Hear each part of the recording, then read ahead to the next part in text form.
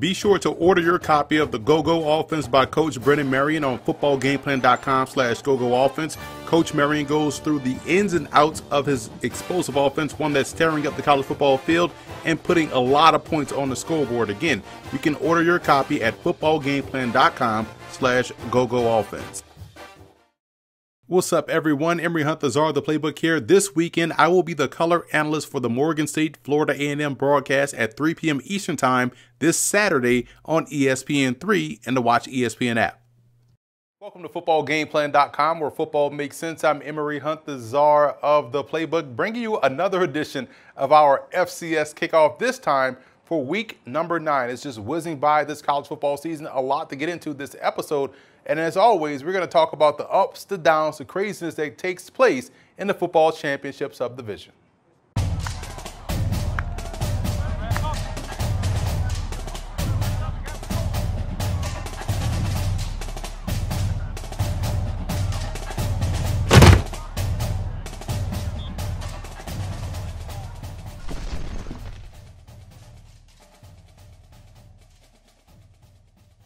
Welcome to the FCS Kickoff Show. I'm David Hassagen, and this is the 4-Minute Offense. Week 8 was a bad week to be a team in the FCS Stats Top 10, with 4 teams suffering upsets, which led to a massive shuffle at the top of this week's poll. While number 5 Montana lost to a surging number 15 Sacramento State, number 8 Furman, number 9 Nichols, and number 10 North Carolina A&T all lost to unranked opponents. With all the chaos that has happened over these past couple of weeks, and in a way, all of the 2019 season, the question that might rightly be asked is who's next? Well, at least one top 10 team losing is a given this week when the number 1 Bison take on the number 3 South Dakota State Jackrabbits. 6 other top 10 teams are facing unranked opponents this week. If you're looking for a potential upset, keep an eye on number 9 Montana State as they face a very tough North Dakota Fighting Hawks squad on the road. While number 5 Villanova will host Stony Brook, who have snuck into the top 25 a couple of times this season. To say that the SoCon title is up for grabs and anyone's to win would be comparable to saying that water is wet. But the fight that is developing in the Southern Conference is so complex, and that many are arguing that it might be the toughest conference in FCS in terms of predicting a winner. 7 of the 9 teams currently sit at 500 or better in terms of conference record. The Chattanooga Mocs currently hold the only undefeated conference record at 3-0, but 2 of those 3 wins have come against the conference's bottom teams. FURMAN has the best defense, allowing just 61 points in 4 conference games, but allowed 27 of those to Citadel last week in a 27-10 loss. The Citadel Bulldogs might have the biggest wins for the conference, beating a number 9 Paladin squad and ACC power Georgia Tech, but they sit at 2-2, losing in conference to VMI and Samford. All the while, Wofford keeps chugging along like a fine-tuned machine, but under the radar of the national voters. The Terriers' game against Chattanooga this week and the Citadel facing Mercer will be games to watch. Something strange is coming out of the Southland Conference in recent weeks, and no, it's not outrageous scorelines or incredible offensive performances, it's defense, and it's being played by Sam Houston State. The Bearcats were highly ranked again going into the season, but after a loss to North Dakota, which dropped them out of the rankings, defensive coordinator Clayton Carlin's defense has stepped up in a big way. Since conference play began, the Bearcat defense has allowed only 12.6 points per game, a number that is almost unheard of in the powerful Southland. This defensive record has allowed Sam Houston to go 4-1 in the past 5 weeks, which was capped by a 17-0 shutout of nationally ranked Nichols State last week. In addition, the Bearcats sit in the top 5 nationally in points per game allowed, rushing yards allowed, yards per game, and touchdowns allowed. If this defense keeps running like a well-oiled machine, the Bearcats might just find themselves where they started the year, at the top of the Southland standings and headed to the FCS playoffs. Sam Houston will travel to Central Arkansas this week. Now here's another reason why you should choose FCS. I think the FCS gives a student athlete a chance to really develop in the classroom and on the field. And I don't think there's anything that gets in the way of the development of the student athlete. You know, whereas in sometimes other conferences, other levels of play, I think there's some things that could sway a student athlete in a wrong direction here or there. But I think at the FCS level, I think it's all about the student athlete. I think it's all about his development in the classroom and also on the playing field. And it really it keeps your values and your goals right in front of you. And I think there's less things that are going to take you away from those things.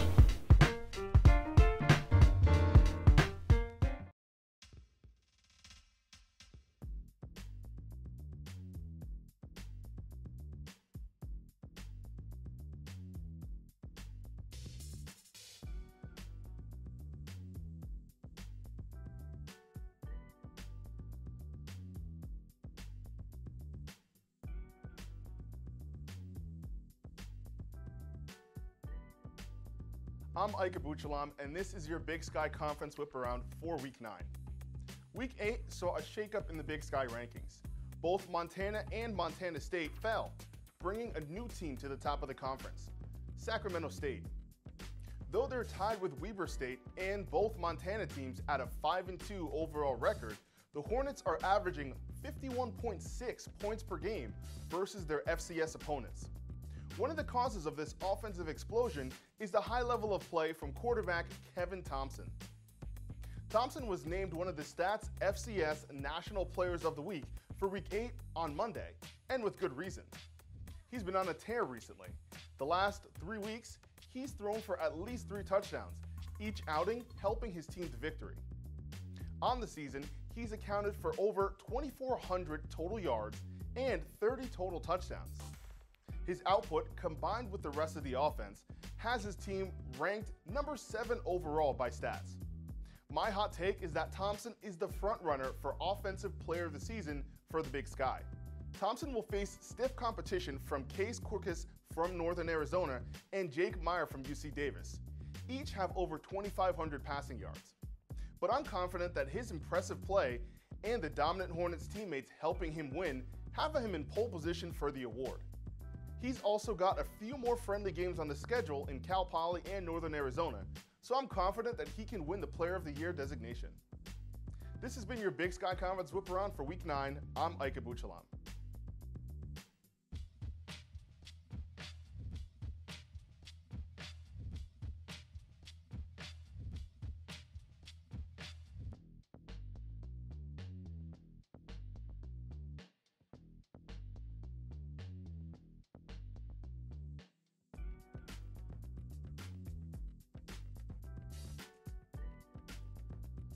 Welcome into Week 9 in the Big South. For the first time in the 2019 season, Monmouth redshirt senior quarterback Kenji Bahar was named the Big South Offensive Player of the Week. The Baltimore native accounted for 347 of Monmouth's 599 yards in the Hawks' 49-28 win over Gardner-Webb Saturday afternoon. Monmouth is now 5-2 overall and 2-0 in the conference, having outscored Big South opponents 94-28. Bahar completed 20 of his 26 passes for 327 yards and 2 scores through the air and added 20 yards and a touchdown on the ground. Bahar now has 6 300-yard passing games and 14 multi-touchdown games in what has been an underrated career. Underrated because of another quarterback who was in the conference his first 3 years, Kennesaw State's Chandler Burks, the Big South's Offensive Player of the Year in back-to-back seasons. With Burks having graduated, Bahar was the preseason favorite to win the conference's Offensive Player of the Year this season, and through Monmouth's first 7 games, he has not disappointed. Bahar leads the Big South in passing yards, completions, attempts, and completion percentage, and ranks second with 13 touchdowns. His 2019 numbers have placed him on the Stats FCS Walter Payton Award watch list, an award won by players like Cooper Kupp, Jimmy Garoppolo, Tony Romo, Brian Westbrook, and Steve McNair. Bahar is one of 25 players on the list and the only athlete from the Big South. Bahar is also quietly climbing the conference's record books. After passing for 2,300 yards and 16 touchdowns in each of the past 2 seasons, Bahar has already thrown for 1,800 yards and 13 scores this year, which puts him on pace for over 3,100 yards and 22 touchdowns in 2019. If Bahar can continue to put up the numbers in Monmouth's final 5 games like he has through the team's first 7, he will finish his career in a Hawks uniform with over 780 completions, 9,000 yards, and 60 touchdowns, all which would rank him in the top 4 in the Big South history books. Also, if Bahar can pass for over 300 yards in 3 of his final 5 games, he would tie former Liberty Flames quarterback Josh Woodrum with 9 career 300-yard games, the most all-time in the Big South. Now, Bahar is unlikely to win the Walter Payton Award, but when you factor in his career accomplishments, he should be the heavy favorite to take home the conference's Offensive Player of the Year award. That will do it for this week in the Big South. For the FCS Conference Whip Around, I'm Frank LaSala. Let's start to break down some games, shall we? And we'll start in Missoula, where Eastern Washington has a chance to get back to 500 on the season as they travel to Montana. It's that time of the year where defense starts to matter, and right now, the Eagles don't have the consistency there to be effective. I like Montana to get back on the winning track. Montana State and North Dakota meet in a Big Sky independent matchup. This game features 2 really good ground attacks, but I like Montana State in this ball game defensively to do a solid job on 3rd downs, and they'll get key stops necessary to pull this one out. A big game between Weber and UC Davis, and the Aggies have won 2 straight games, and it seems as though their offense has regained its form or its rhythm from earlier in the season. Unfortunately, I don't foresee them having as much success against, in my opinion, what is the best defense in the Big Sky Conference. So look for running back Josh Davis and that Wildcats defense to get the win. Don't sleep on the Gardner-Webb running Bulldogs, as they are a very solid football team across the board. Can they be consistent from start to finish defensively against Campbell is going to be the biggest question, and I don't believe that'll be the case, as I like the Camels to notch their 6th straight win on the season.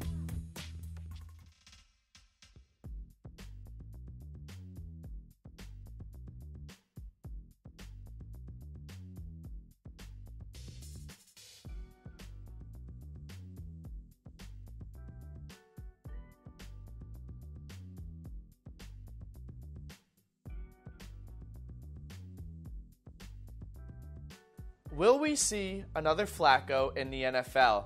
That is what the football world was wondering coming into this season. Towson's quarterback Tom Flacco is the younger brother of CAA alum Joe Flacco. Despite winning CAA's Offensive Player of the Year in 2018, he came into the season with question marks. The big one, his height. Coming in at 6'1", while not exactly NFL prototype size, it seems like the league is starting to evolve.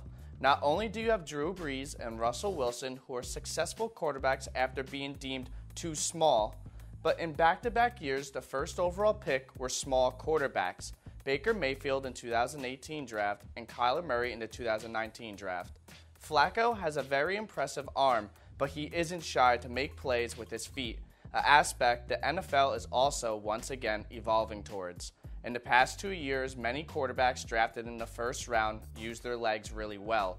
Among those, Lamar Jackson, Josh Allen, Kyler Murray, and Daniel Jones.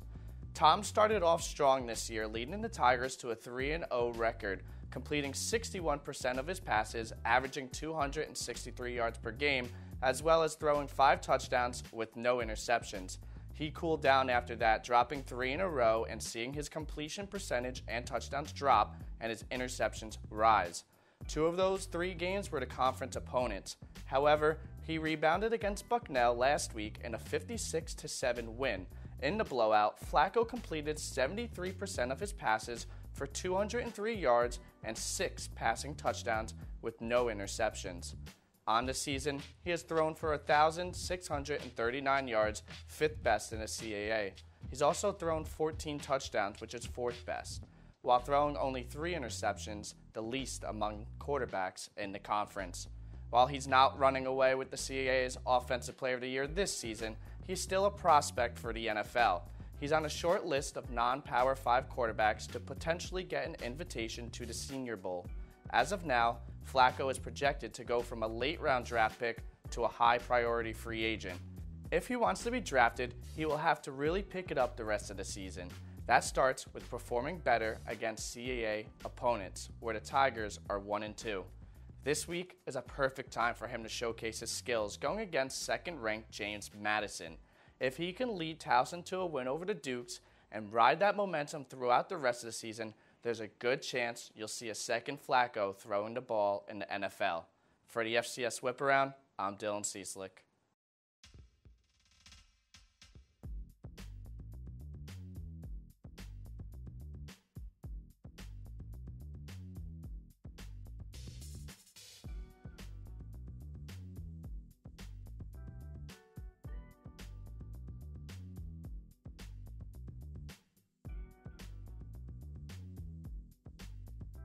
How's it going out there? I'm Zachary Morgan here with this week's Ivy League Whip Around. Well, that's it. The last bit of non-conference play has concluded, meaning that these next 5 weeks will feature inter-conference play for every team in the league. This is it. This is the meat of the season. Whoever's going to win this year's Ivy League title is going to have to make the most of this final stretch of the year. And we certainly don't have a shortage of contenders for this year's title. Number 17 ranked Dartmouth, Harvard, and the reigning champs from last season, number 13 ranked Princeton, all sit atop the standings, unbeaten in interconference play. Aside from that, what else do these teams have in common?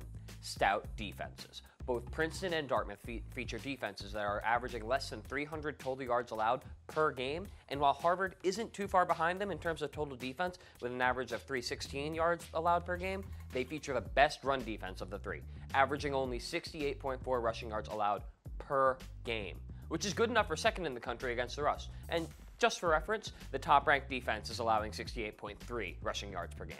This weekend will feature the first matchup between these three teams as the Harvard Crimson traveled to Princeton to take on the Tigers in what looks to be a close contest. But while Harvard has been fantastic against the rush, the same can't be said against the pass. And unfortunately for the Crimson, the Tigers have the 11th ranked passing attack in the country. Look for Princeton to go to the pass early and often on Saturday if they have any success in the game.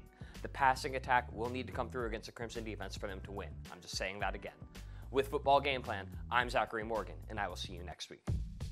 Stony Brook and Villanova are coming off bye weeks, and it'll be key for the Seawolves offense to hit the ground running as they're facing one of the best defenses in the FCS. And I think we'll see both teams start out slowly in this ball game, but in the end, I like the Wildcats in a close one. There's a lot of experience there for Villanova to get the job done. The Towson Tigers head to JMU this weekend to take on the Dukes. It'll be tough sledding for a Tigers team that had been in a bit of a free fall until the Bucknell game. I like James Madison in this one. They are probably one of the more complete teams right now in the subdivision. So are the Princeton Tigers as they play host to the Harvard Crimson. Quietly, Harvard has been excellent this season, winners of 4 straight games, and are undefeated in Ivy League play. Their defense has been excellent during the stretch, and they'll need that to be the case in this one as they're facing the high-flying offense of Princeton. Harvard will be game, but I do like the Tigers to win in a close one. Staying in the Ivy League with Columbia and Dartmouth, now the offense for the Lions just hasn't been able to find its rhythm yet this season, and that's not what you want to hear when you're facing the best defense in the Ivy League and the Jack Trainer-led Big Green. Look for Dartmouth to keep the Lions tamed as they get the win.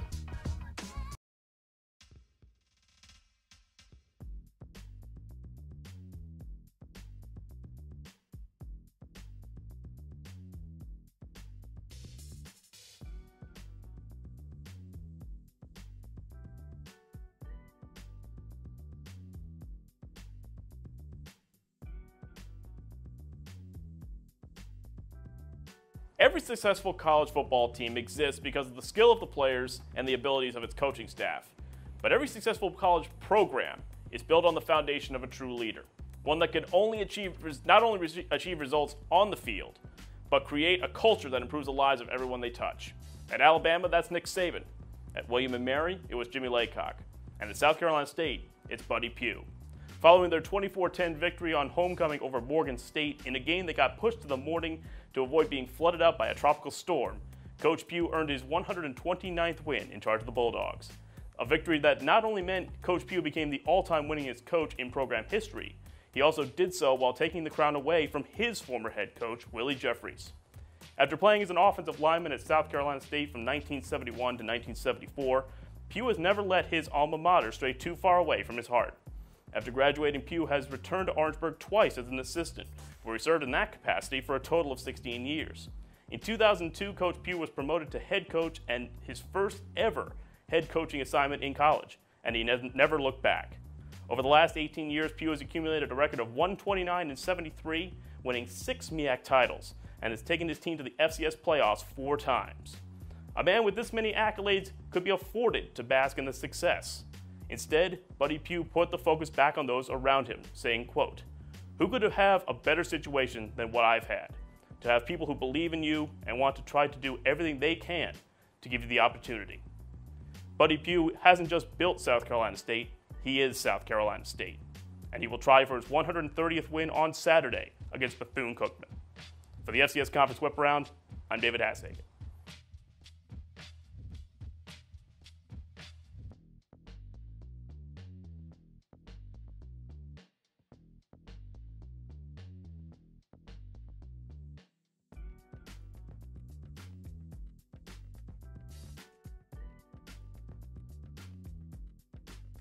Welcome to Week 8, and what a week for the conference as the 2 perennial powerhouses, #1 North Dakota State and #3 South Dakota State, square off in Brookings, South Dakota in the 16th annual Dakota Marker Game. A game of such importance not only to the conference but to the league that the iconic ESPN College Game Day will be there to cover it. With this being such an important game between the 2 hated rivals, let's take a look at how the Dakota Marker Game began. Even though these 2 teams have played each other 109 times, the Dakota Marker Game has only been in existence since 2004 when both teams moved into Division 1A into the Great West Football Conference. South Dakota State dominated early, taking the first 4 out of 6 games, including 2 straight when they moved into the Missouri Valley in 2008. Then the Bison won 6 straight meetings as they started becoming a dynasty. But in 2016, and what will go down as one of the greatest upsets in league history, the Jackrabbits pulled off a last-second touchdown to beat the unbeatable Bison at the Fargo Dome on their way to 2 straight victories over their rival in the series. The Bison currently hold a 9-6 series advantage, and the home team has won a whopping 10 out of 15 years, with the victor usually winning the conference. This game has become more than just simple bragging rights. It has made this rivalry into one of the greatest in college football, to go alongside Yale and Harvard, Ohio State, Michigan, and Army, Navy. And as both teams continue to be national powerhouses, the rivalry and the Dakota Marker Game will only become bigger. For the Missouri Valley Conference, I'm Brian Sullivan. Things could get very interesting this weekend in the MEAC as South Carolina State travels to Daytona Beach to face Bethune-Cookman. The Bulldogs are a solid team at the point of attack, which is exactly what you need to compete with Bethune. The Wildcats are 6-1 on the season, with their only defeat coming at the hands of the Miami Hurricanes. I think because of their offense being more consistent than South Carolina State in the passing game, they'll make enough plays to get the win. Indiana State hopes to pull off the upset against Illinois State in a Missouri Valley Conference matchup. Can the Sycamores find some offense to take advantage of what has been a solid defense so far this season, in my opinion? I struggle to see that happening in this ballgame, so look for James Robinson and that Redbird offense to continue to roll.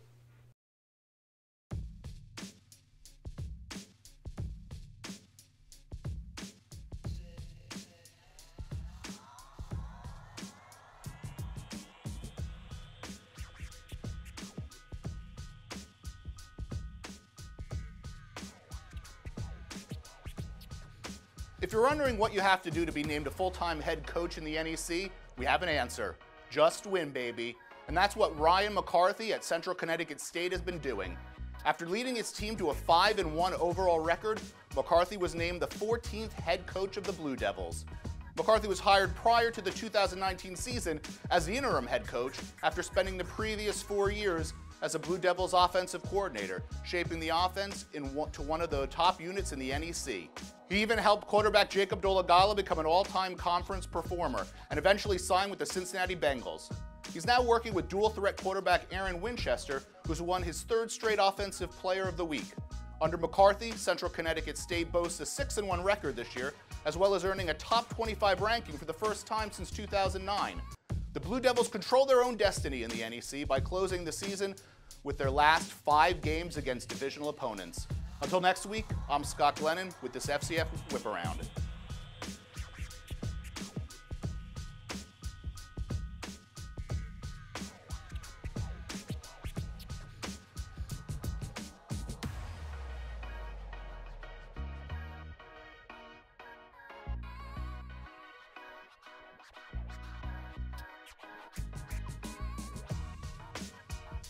Tennessee State may not be having the team success they set out to have this season, but that doesn't mean they aren't having some individual success that should be talked about. The Tigers are getting great play from their 2 senior wideouts in Chris Rowland and Stephen Newbold. The dynamic duo have combined for 123 receptions for over 1,700 yards and 11 touchdowns on the year. Rowland has 82 of those catches and 1,100 of those yards, but both are tremendous talents that can not only come up with big receptions, but put the ball in the end zone. Newbold was a freshman All-American and also voted Newcomer of the Year in the conference, while Rowland has also been a strong return specialist as well, already having a kick return touchdown this season.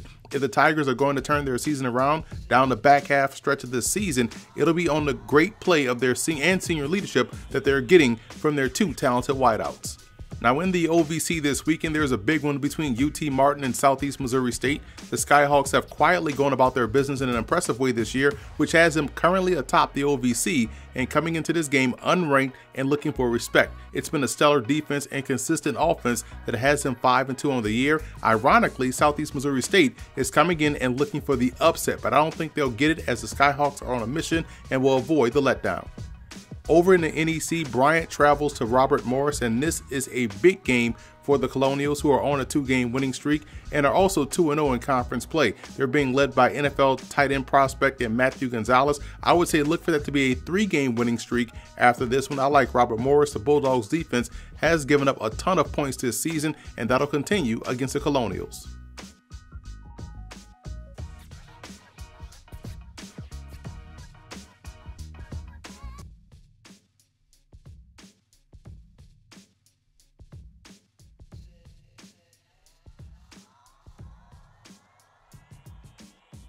What is up, Patriot League fans? I'm Scott Churchson, and today I want to talk a little Mountain Hawk football.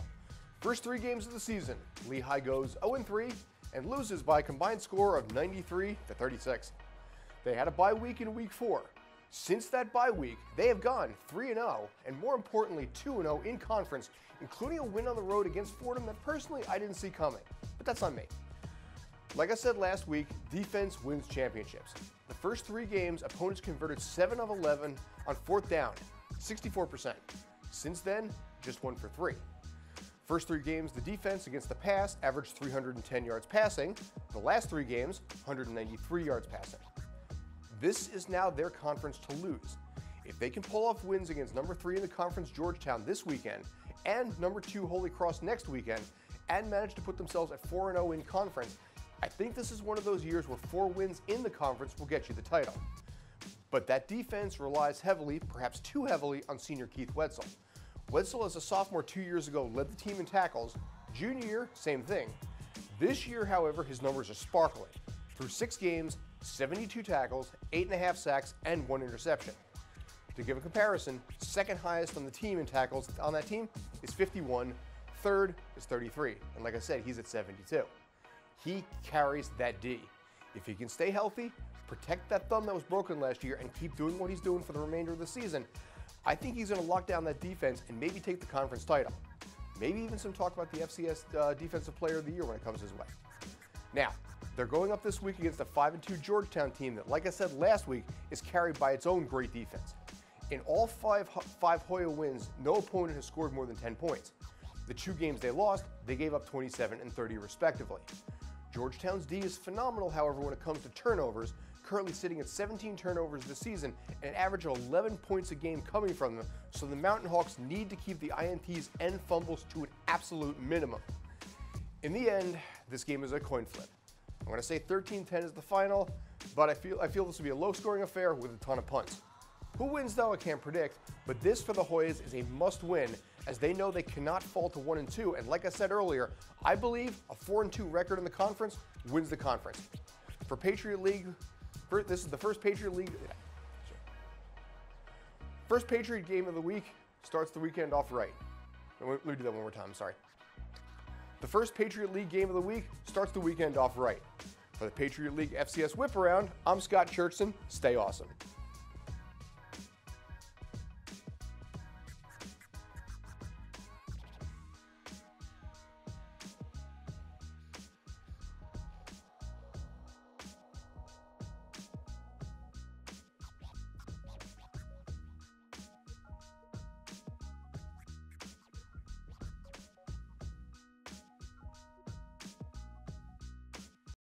I'm Alex Marinoni with your Week 9 Pioneer League Whip Around.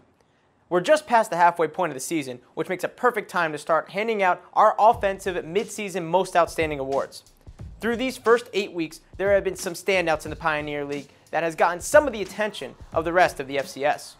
We start with the most important position on the football field, the quarterback.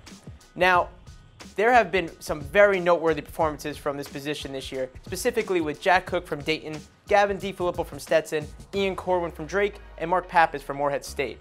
All of these quarterbacks have thrown for double-digit touchdowns, no more than 6 interceptions, and all are over 1,000 plus yards already this season. But there is one quarterback that has been the most outstanding, and that is San Diego's senior quarterback, Reed Sinnett. Sinnett is the only passer in the conference who has already eclipsed 2,000 yards and has tossed 22 touchdowns already. This makes him 14th in all of FCS in yards and tied for 4th overall in touchdowns. The San Diego passing attack has been good for the 3rd overall passing offense in the entire FCS. In his first season, Sinnett had some big shoes to fill with the dominance of Anthony Lawrence last season, but Sinnett has filled that void nicely for San Diego as they have regained the lead in the conference. Next is our most outstanding running back in the conference. Like the quarterback position, there have been some tough runners this year in the Pioneer League, even from the quarterback position itself. Jacksonville quarterback Calvin Turner Jr. leads the conference with 725 rushing yards, followed by Stetson's Jalen Leary with 572. Some of the other top performers have been Drake's Drew Lauer, Stetson's Jareem Westcott, and Morehead State's Isaiah Aguero. But the most outstanding rusher so far this season has been Davison's Wesley Duggar. Duggar is 3rd in the conference with 568 yards, but blows away the competition with an impressive 13 rushing touchdowns. That is good for 2nd overall in the entire FCS. Duggar's 13 touchdowns is just 5 off the single-season Pioneer League record, held by San Diego's Jonah Hodges' 18 set in 2016. At the pace Duggar is moving, the record could be all his at the end of the season. Next, we have our most outstanding receiver at the midway point in the conference. With some potent passing attacks showed off in the Pioneer League this season, there have been a few guys putting up some big-time numbers. San Diego's Dalton Kincaid, Drake's Devin Cates, Stetson's Justin Jordan, and Marist Anthony Olivencio are a few of the standouts. But so far this season, the most outstanding has been San Diego's Michael Bandy. Bandy has reeled in 40 balls for 680 yards and 8 touchdowns so far this season. The number 1 receiver on the number 1 passing attack in the conference makes a lot of sense here, with his 680 receiving yards good for number 14 overall in the FCS, and his 8 touchdowns good for number 4 in the FCS. Bandy, along with Kincaid, have been a big reason for Reed Sinnett's success so far this year. Finally, we have the tight end position, and to put it bluntly, there has been nobody that could hold a candle to the best performer so far this season. Dayton tight end Adam Troutman has been on another level, shattering school records and approaching some career records. Adam Troutman so far this season has reeled in 46 balls, which is good for 1st in the conference, for 615 yards, 2nd in the conference, and 10 touchdowns, which is good for 1st in the conference. His 10 touchdowns is also good for 2nd in the entire FCS. His quarterback Jack Cook has had an impressive year, good for 2nd in the conference in most stats, but the reason for that has been Troutman. Troutman has over 1/2 of Cook's touchdown passes and over 1/3 of Cook's passing yards. Along with Michael Bandy, Adam Troutman was on a lot of preseason watch lists as players to look out for. They have not disappointed, and at the rate each of them are going, we could be seeing them on the next level when it's all said and done. For the Pioneer League, I'm Alex Marinoni. What a matchup this week in the Patriot League between Georgetown and Lehigh. The Mountain Hawks are on a 3-game winning streak and face the best defense in the league in Georgetown. Now, the Hoyas have been markedly better offensively this year in offensive coordinator Rob Spence's 2nd season on the hilltop, and because of the defensive efforts they get each and every week, I think they'll be able to get the win against Lehigh and clinch their first winning season since 2011. In the Pioneer League, San Diego heads to Dayton to take on the Flyers, and it's about being able to handle success and expectations, and the Flyers couldn't do so last week in a loss against Stetson, which would have set up a battle for first place this game against San Diego. Now, don't get me wrong, it's still a big game, and the Dayton Flyers aren't out of it completely, but they show that they aren't ready for prime time just yet. I like the Toreros.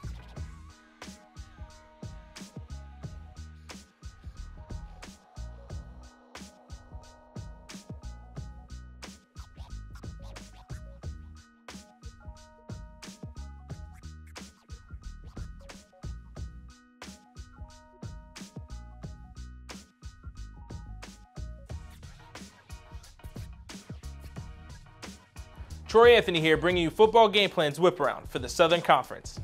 With the Citadel taking down FURMAN last weekend, the Chattanooga Mocs and the Wofford Terriers sit 1-2 atop the conference. Well, this week, those two face off in what is sure to be the game of the week for the SoCon. Let's take a look at how they match up. Wofford's offense is 17th in the country and first in the conference in scoring, putting up 36.8 points a game, while that Chattanooga defense is 61st in the country and 5th in the conference, only allowing 28 points a game. Chattanooga's offense is 79th in the nation and 7th in the conference, scoring 24 points a game, while Wofford's defense is 16th in the nation and 1st in the conference, allowing 19.8 points a game. We know that both teams are going to want to keep this one on the ground, being that Chattanooga freshman running back Aylin Ford is tied for 6th in the country with 756 rushing yards. Wofford's quarterback, on the other hand, Joe Newman, is 17th in the country, rushing for 694 yards. Wofford's rushing defense is 11th and 1st in the conference, allowing only 94.3 yards a game. Chattanooga's rushing offense is 26th in the country and 4th in the conference, going for 190 yards per game. Chattanooga's defense is 88th in the FCS, but ranked 3rd in the conference, allowing 190 yards on the ground. Wofford's rushing offense is number 1 in the nation, putting up over 360 yards per game. Going off of these numbers, one could say that Wofford's triple option offense should have this game in the bag. Wofford has had Chattanooga's number the past few seasons, but when going up against a conference foe, a team that you probably know like the back of your hand, any given Saturday. With your Football Game Plan Whip Around, I'm Troy Anthony.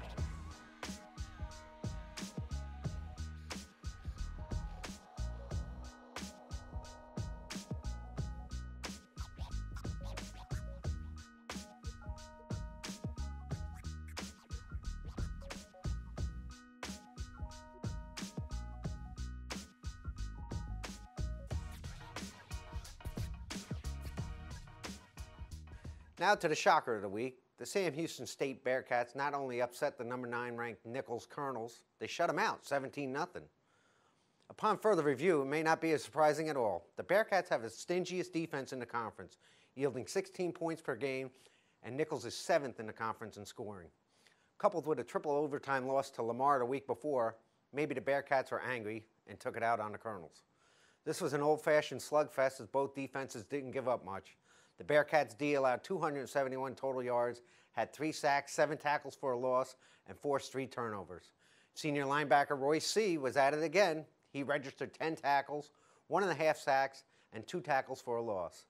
Not to be outdone, fellow linebacker Hunter Brown had 10 tackles and a fumble recovery. The offense did just enough to get some points on the board and didn't turn the ball over. Cracking the top 25 at number 21, the 4-1 Bearcats face another stern test on the road at number 12, the Central Arkansas Bears, who are 3-1. This is my game of the week, as it has a few intriguing matchups. One matchup to watch is the Bearcats' overall defense versus the Bears' offense. They lead the conference in run defense, allowing a paltry 72.9 yards per game, while the Bears rush for only 75.6 yards per game. The Bearcats' pass defense is no slouch either, allowing only 235.8 yards per game and only a 50% pass completion rate. They also lead the league with 10 interceptions.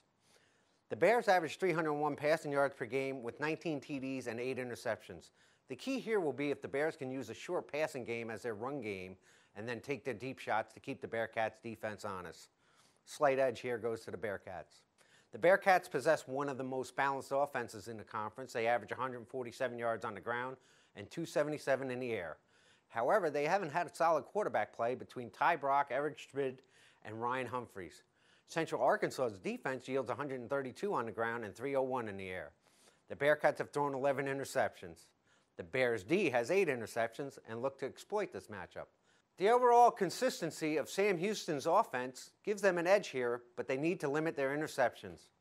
The Bears must become more consistent to avoid dropping their homecoming game to the Bearcats. The Bears live dangerously by starting off slow and relying on furious late-game heroics to win games.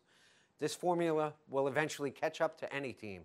I expect the Bears to come out with more urgency and challenge the Bearcats' defense. Players to watch for the visiting Bearcats, linebackers Royce C. and Markel Perry. For the hometown Bears, wide receiver Luwan Winningham is explosive and a game changer. This should be a close game. The stats give the edge to the Bearcats, but there's something about the Purple Bears of Central Arkansas that has me leaning their way. I feel they will put a complete game together and take advantage of Sam Houston's suspect quarterback play. Bears 23, Bearcats 20. That's a wrap on Southland Conference Week 9 Whip Around.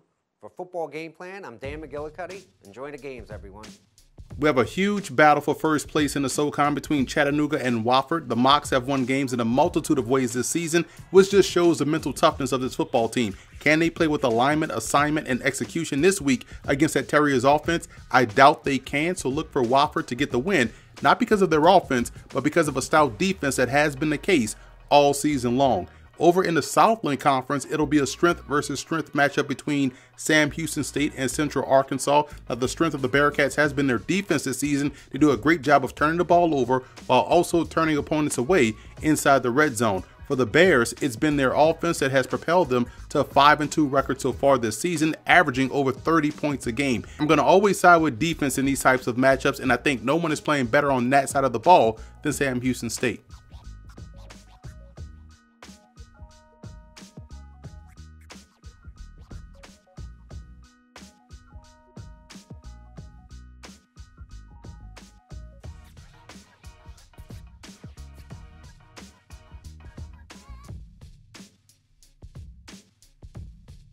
The Prairie View A&M Panthers took a loss Thursday night in an overtime game against Jackson State, but one thing remained the same for the Panthers, and that was stellar play from their star running back DeWanya Tucker.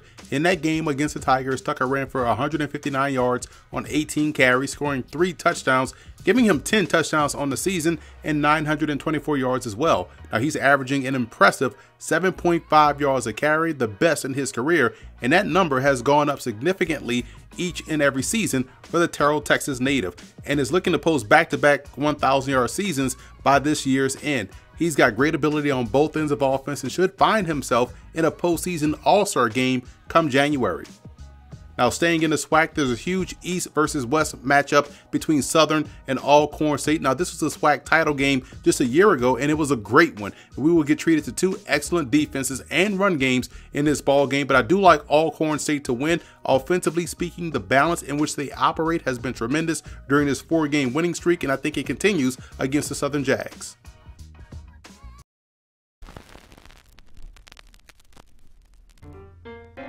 I think that the main reason to choose HBCU is for the family atmosphere.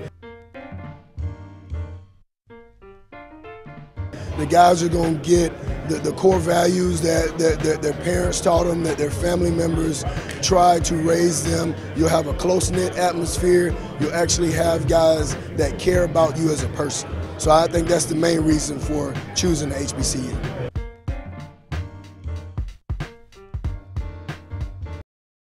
And now it's time for our Stats FCS Game of the Week preview.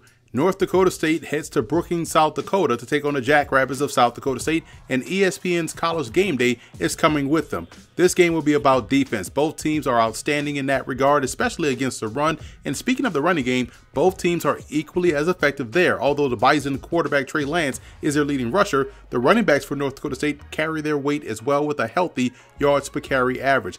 Ultimately, the Bison defense will put the Jackrabbits quarterback Jabor Gibbs in adverse situations, and it'll be up to him and an offense to stay on the field, not turn the ball over, and come away with touchdowns, not field goals against North Dakota State. I do believe they're up to that challenge, up to the task, but it'll be a tight game coming down to the last possession in my opinion. I like North Dakota State to get the close win out there in Brookings, South Dakota.